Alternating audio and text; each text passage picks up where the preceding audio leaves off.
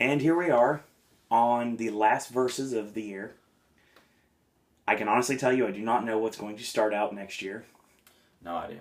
But rest assured, Versus is not going anywhere. Much to your dismay as you just rolled your eyes right on camera. This is one actually that should have came to mind immediately, but it was one that actually just came to mind recently. Mm.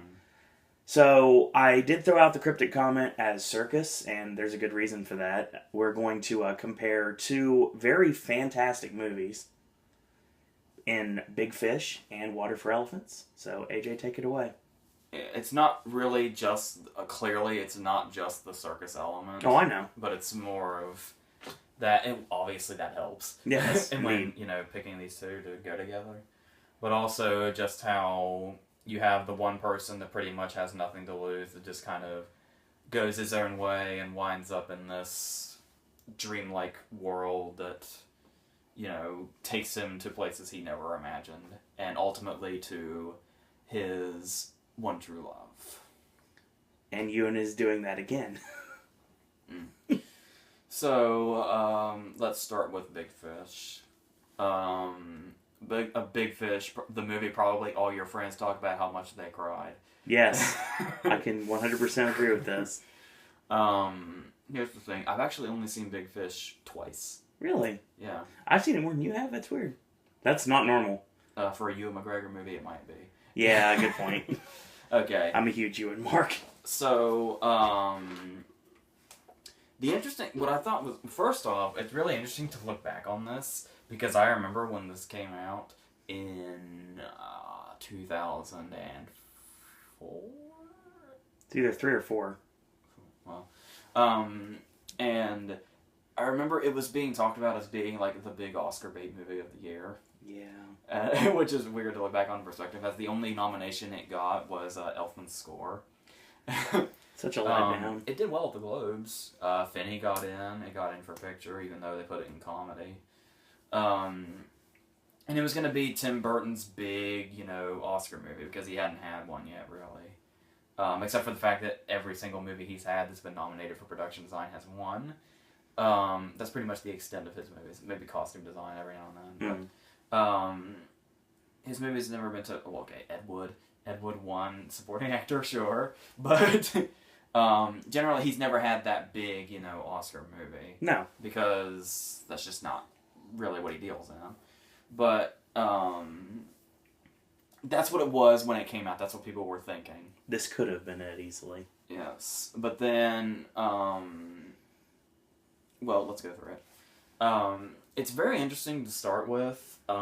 When you go to its IMDb page, obviously we have this great outlandish story of this father and this son, where the father has all these magnificent stories supposedly about his life, and the son who doesn't believe them. Throw Billy Crudup in there for movies you've seen more than me. Yes. Now, the thing about it is, when you go to its IMDb page, there's a lot of things it could say. But the description, all it says, it's one sentence. The description for Big Fish on IMDb is, a man learns the true story about his father. The man learns the truth about his father. That's it. That's all it says. That's extremely vague. But I like that, because it kind of leaves open that journey. Yeah, exactly.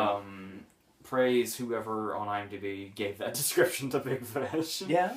Because it leaves it open for all the possibilities. And as you know, if you've seen Big Fish, pretty much all the possibilities happen. Yes. So we start off, he's Albert Finney when he's older, and then we go back and he's Ewan McGregor.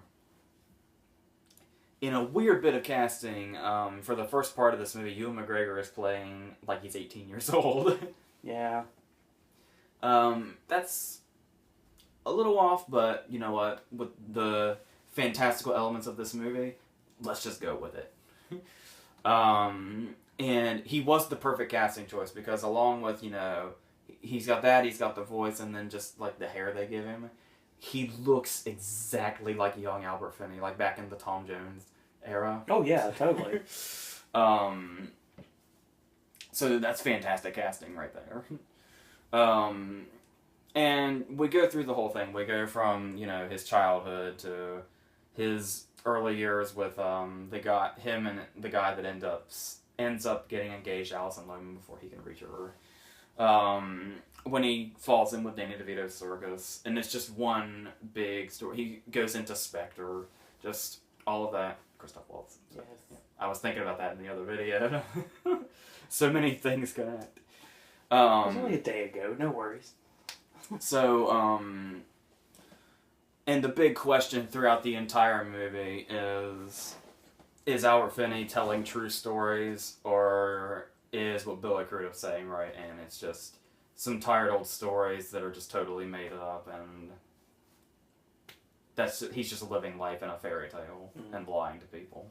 He even has the monologue where he talks about how when you're talking to a little kid, it's a story, but when you're trying to talk to your son as a grown man and still saying these stories, now they're just lies. Now, what really attracts people to these movies, apart from that, besides, the emotion and all that, is just the incredible journey that takes you on. I've seen comparisons to The Wizard of Oz, actually. I can see that. And Burton just takes us through this world one step at a time, starting with his childhood where they meet the witch, who is, of course, Helena Bonham Carter. Yeah. Of course. Because why not? Yes. And we have the great scene where we learn that if you look into her supposedly dead eye, you will see the way that you're going to die. Yep. And I love the way they do that because Bloom is not afraid to learn how he's going to die, because everybody looks like one guy when he's old, one of the kids when he's older falls off a ladder, and then, we see David Dunham's character, and we know that comes back later, helpfully. Yeah. And then Bloom decides, there is a downside to knowing your death, but there's also kind of an upside too. So he just very casually says, "Yeah, oh, okay, I want to find out." And she shows him, and he's just, we never see what it is, but he just says, "Oh, well, okay," and then he goes on his way. So, I liked how they set that up. So it kind of lets you know that this isn't going to end in tragedy, assuming the story is true. Well, not, tragedy. Yeah. Obviously death is tragic in any form, but you get what I mean. And then, of course, he meets the giant, who is Matthew McGrory, who is probably best known for House of Thousand Corpses and The Devil's Rejects.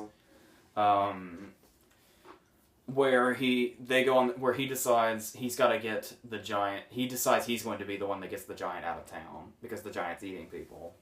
But then it turns out that the giant is actually quite gentle, and he's not, trying to be a monster. He only eats people because he's hungry.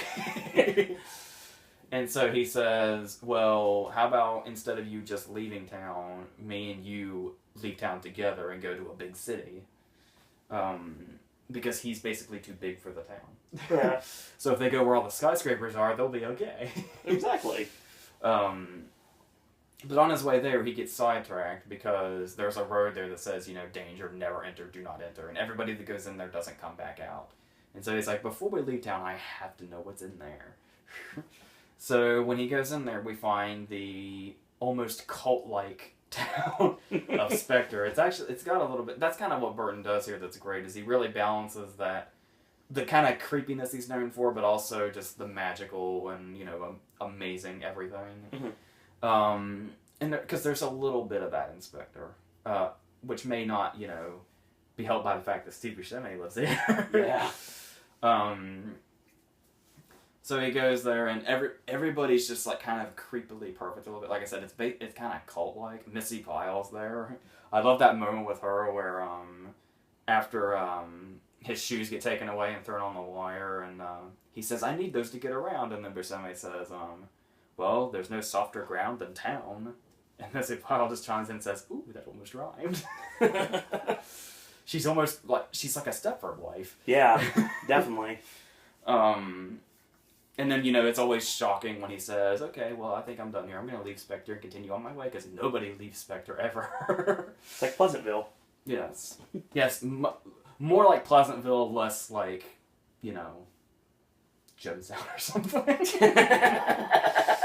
So,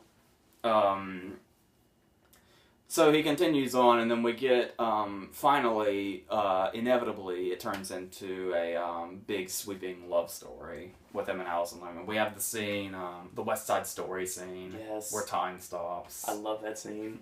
And then, of course, you know, I love the moment where the reason he loses her is because it's, when you see the woman that you love for the first time, time stops. And then just as you get to her, time suddenly goes really fast because it has to catch back up.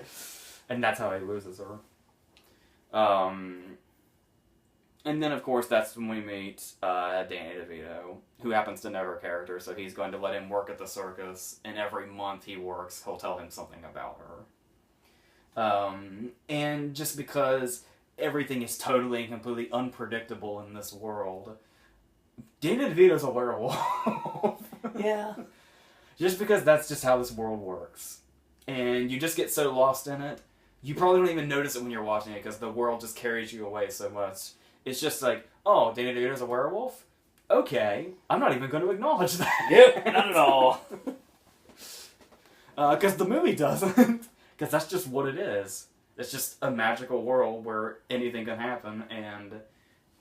Definitely does. You just go with it. Yeah. Because it's just, here, it's normal. It's an everyday occurrence. So,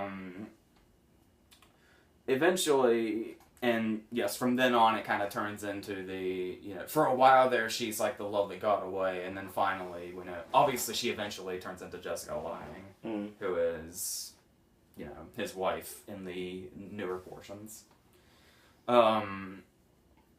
Now the issue is obviously that he is, dying, and that's why Billy Crudup has come back. Crudup, I said Crudup like I used to do. He was very specific, it's definitely Crudup. Now, here's the thing, it finally gets to that point. This is the part that everybody talks about, of course. This is the part that made all your friends cry. God, yes, it did. Not only that, I think the reason people have such an emotional response to the ending is it not only has one emotional ending, but it actually has two. Because there's the moment where he's getting ready to pass on. Yes. So Billy Crudup is basically kind of humoring him and saying, you know, like, this is what it's going to be like. We're going to get in the car, we're going to drive down there, and all the people from all the stories are going to be there, and everybody that was on his journey. And he's there, and he's, you know, carrying Finney through the whole crowd, and everybody's greeting him and stuff like that. Which I guess is kind of the metaphor for him, you know, actually dying. And then you let it go at that, because when you're seeing it for the first time, that's when you think, okay, yeah, it was probably all made up and stuff like that, and it was like this fantasy thing, but it carried him to the other life, and whatever made him happy, great, fantastic. Yeah. So everybody comes in, and they're at the funeral, and everything, all the family is here, and it's just an average funeral. And then everybody shows up. Yes. Every single person from the stories shows up, and we get that overhead shot, and the funeral went from this to about this. I haven't seen a funeral on celluloid like that in forever. That has like impacted me that much. Probably Man on the Moon. Yeah. Man on the Moon is the one that always gets me, but Big Fish is right up there. And I guess it's also the fact that we also, to kind of show that it wasn't, because when he took him down there in like the fantasy sequence, everybody looked the same. Yeah. But when they show up for the funeral, it adds to how real they are because they've all aged. So yes, that's a moment that really gets everybody. Oh my god. It really does. Talking a bit more about the cast list here, there's a lot of people in this that weren't as big at the time as they are now. It's true. Remember who Billy Crudup's fiance is? Off the top of my head. Marion Cotillard. Yes, it is, isn't it? And then, naturally, I think everybody knows this by now, but when they're kids and they're going up to the witch's house, the little girl that's with them, I think Ruthie was her name, is Miley Cyrus. Mm-hmm. And, of course, we have...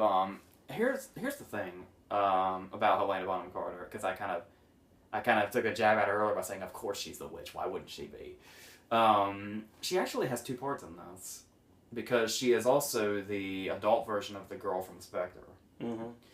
And it's very interesting because Helena Bonham Carter is in this movie twice, and she's so good, and whatever they did is so good, that both times Helena Bonham Carter appears, she's not recognizable right away. No. Because when she's the witch, she's in, you know, all the makeup and stuff like that, and then when she appears as the girl, she's... You can tell, but she doesn't necessarily look like Helena Bonham Carter. if you get what I mean, like it takes a second to register, especially since it's already registered in your mind that she was the witch. Mm-hmm. So that was a very interesting way to make those two parts the same actress. And this was definitely, obviously, totally the perfect project for Tim Burton. Oh yeah, because like I said before, it has, you know. Those Burton elements are here and there, but his movies are mostly well known for their, despite being borderline horror movies, just their exaggerated reality and, you know, just massiveness and just trying to carry you away to worlds that are just beyond imagination. And he was able to take that and just really, really go crazy with it. And yeah, there are a lot of people that will, there's a few more that, you know, speak to me a little more. I don't think Big Fish I think that's why I've only seen it twice. I don't think Big Fish kind of gets to me as much as it does pretty much everybody else I know. Mm-hmm. But I still totally, you know, respect what it is and what it, you know, just shows that it can do. But I think a lot of people consider this like Burton's, you know, the Burton movie that he was always kind of building towards. Yeah. And I can see that. I can totally buy that, you know. And he takes that surreal quality from his movies and kind of takes the, you know, lurking imminent danger out of them and makes it this very welcoming world. So it's a very interesting direction to see him go. I don't know if he'll go in that direction ever again, really. Well, Big Eyes is a good start. Yeah, it's a start, but it's not. He's out of Johnny Depp and makeup stuff. He's got to get back there. Yeah, because they seem to break out because this was like a decade after Ed Wood, and then Big Eyes was a decade after this. Okay, so in another decade, maybe we'll have another one. Okay, that makes sense. Well, he and Helena Bonham Carter just split up too, so maybe we'll see what happens. I don't know. I think they might still be on good terms though, so she'll probably still be in there if I had to guess. It's a staple of the movie. So now talking about Water for Elephants, which it's totally different because it's, you know, grounded in like a. It's more obviously, you know, the big thing in Big Fish is, oh my god, it was all real after all. But Water for Elephants is kind of grounded in this, you know, a much more realistic world. Oh yeah. And it's one of the first things that jumps out to me immediately is how effective Water for Elephants is as a period movie. Oh yeah, totally.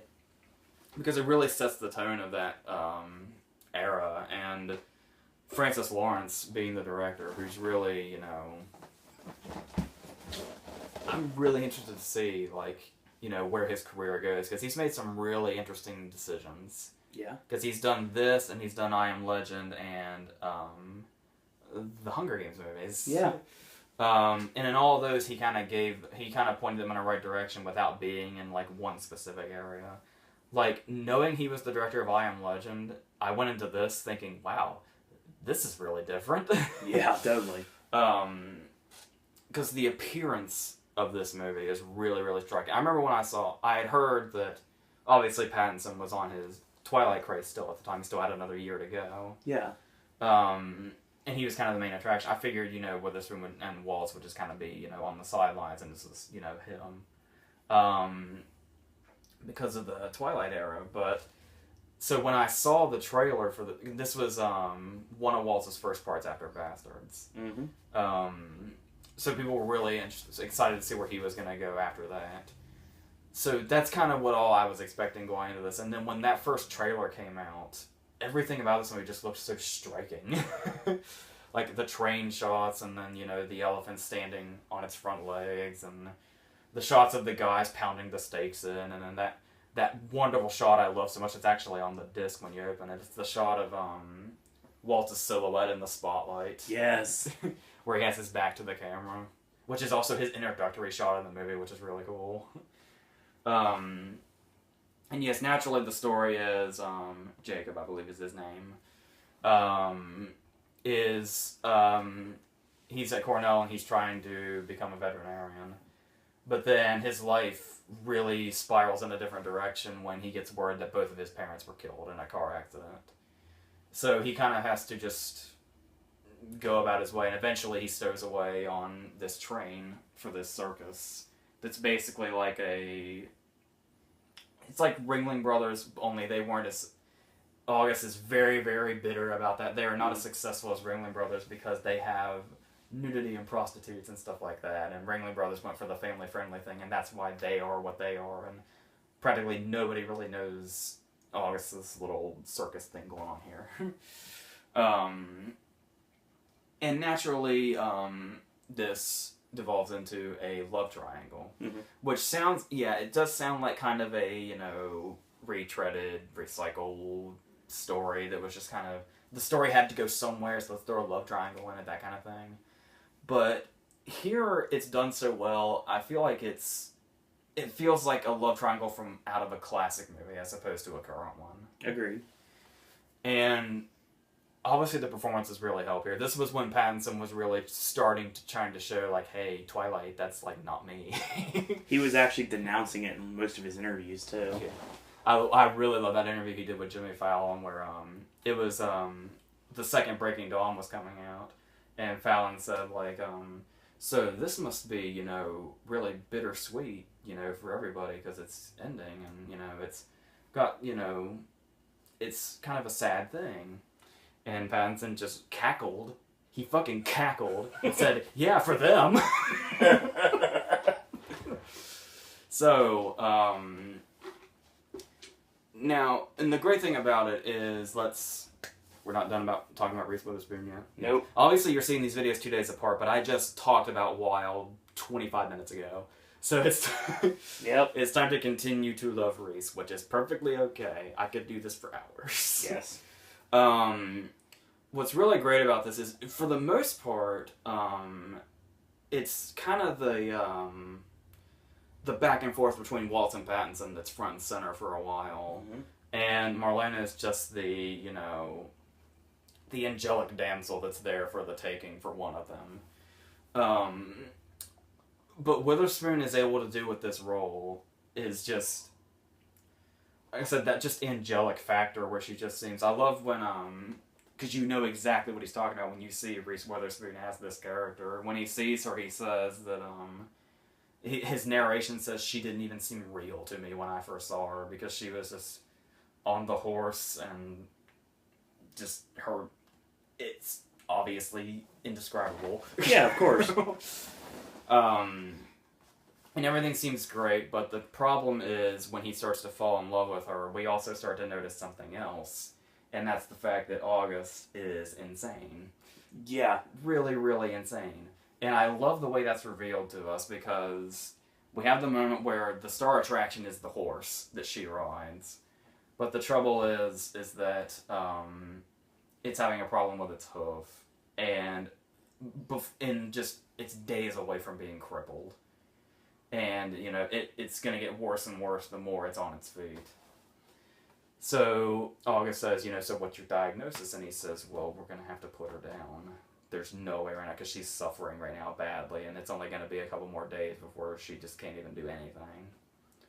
And he's like, well, okay, let's go feed the lions.